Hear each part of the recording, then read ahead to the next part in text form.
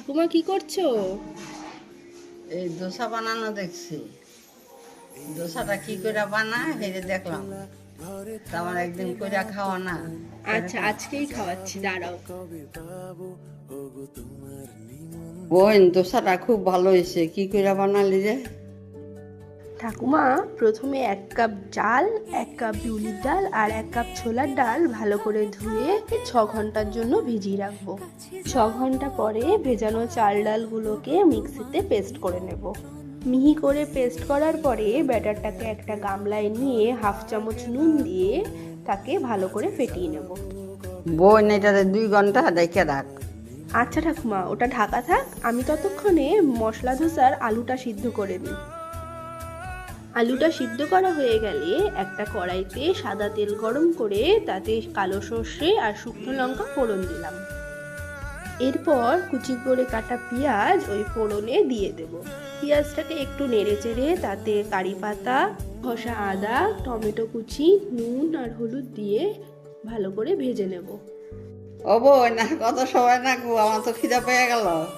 হ্যাঁ ঠাকুমা, আর একটু দাঁড়াও, হয়ে এসছে। মশলাটা কষলেই আমি তোমাকে ধোসা বানিয়ে দিচ্ছি। বোন, লঙ্কা দিলি না? অল্প করে একটু শুকনো লঙ্কা দিয়ে দে।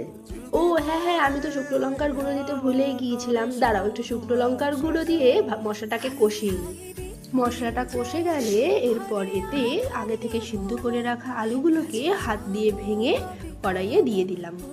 আলুগুলোকে ভালো করে মশলার সাথে মিশিয়ে একটা পাত্রে ঠান্ডা হওয়ার জন্য নামিয়ে রেখে দিলাম। এরপর তাওয়া গরম করে তার মধ্যে তেল ব্রাশ করে জলের ছিটা দিয়ে ধোসা বানানোর জন্য ব্যাটারটাকে ছড়িয়ে দিলাম।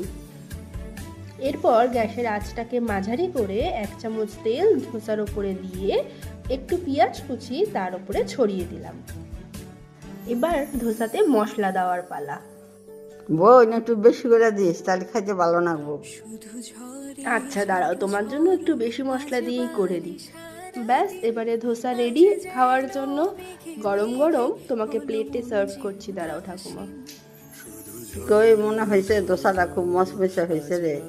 সারাদিন আজ যেন মেঘে মেঘে হলো মন যে উদাসীন।